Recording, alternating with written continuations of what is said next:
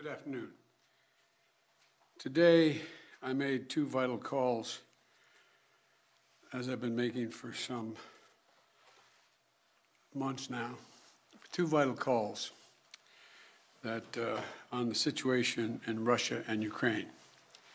The first was to a bipartisan group of members of Congress who are currently representing the United States, along with Vice President Harris at the Munich Security Conference.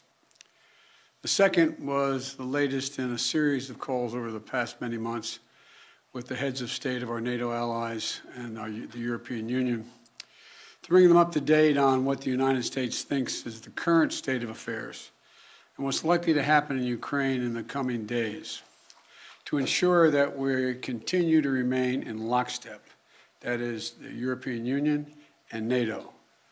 Despite Russia's efforts to divide us at home and abroad, I can affirm that has not happened.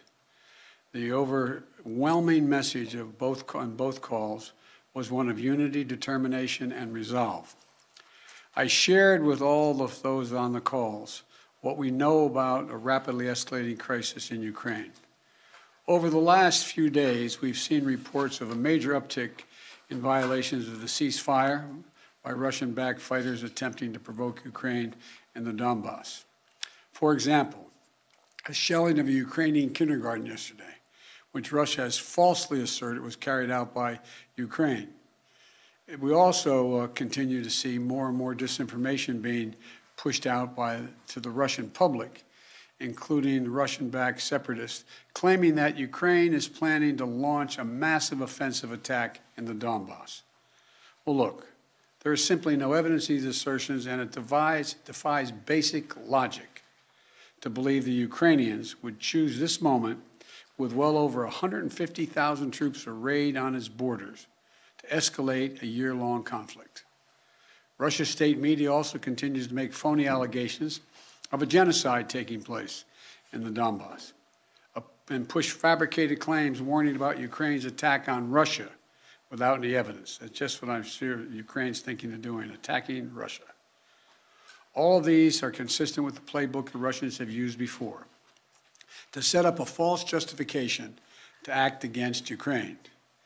This is also in line with the pretext scenarios that the United States and our allies and partners have been warning about for weeks.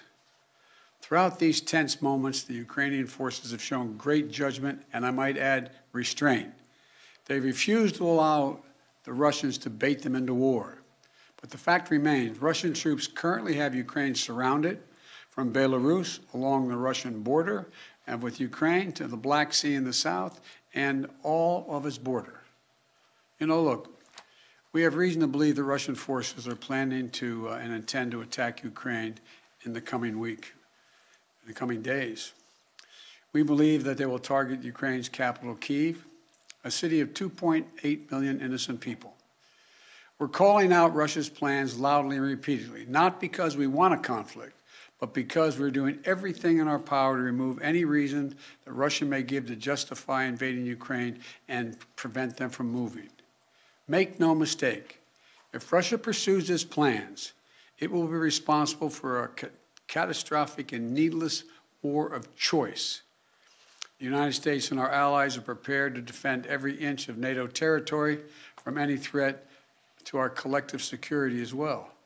We also will not send troops in to fight in Ukraine, but we will continue to support the Ukrainian people. This past year, the United States provided a record amount of security assistance to Ukraine to bolster its defensive, $650 million from Javelin missiles to ammunition. We also previously provided $500 million in humanitarian aid and economic support for Ukraine. And earlier this week, we also announced an additional sovereign loan guarantee of up to $1 billion to strengthen Ukraine's economic resilience. But the bottom line is this: the United States and our allies and partners will support the Ukrainian people. We will hold Russia accountable for its actions. The West is united and resolved. We're ready to impose severe sanctions on Russia if it further invades Ukraine. But I say again, Russia can still choose diplomacy. It is not too late to de-escalate and return to the negotiating table. Last night, Russia agreed that Secretary of State Blinken and Foreign Minister Lavrov should meet on February 24th. February 24th in Europe. But if Russia takes military action before that date, we'll be clear that they have slammed the door shut on diplomacy. They will have chosen war, and they will pay a steep price for doing so, not only from the sanctions that we and our allies will impose on Russia, but the moral outrage the rest of the world will visit upon them. You know, there are many issues that divide our nation and our world, but standing up to Russian aggression is not one of them. The American people are united. Europe is united. The transatlantic community is united. Our political parties in this country are united. The entire free world is united. Russia has a choice between war and all the suffering it will bring, or diplomacy that will make a future safer for everyone.